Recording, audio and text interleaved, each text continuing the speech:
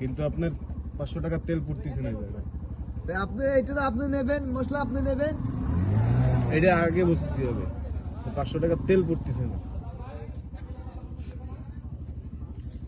Sacrifice বলতে একটা বিষয় আছে।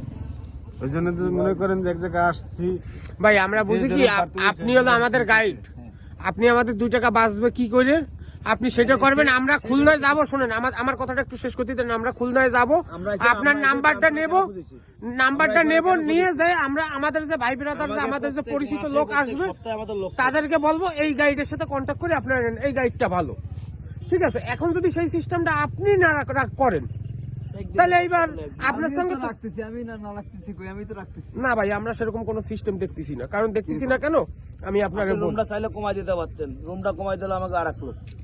এটা হচ্ছে পার পার্সেন্ট 300 টাকা করে।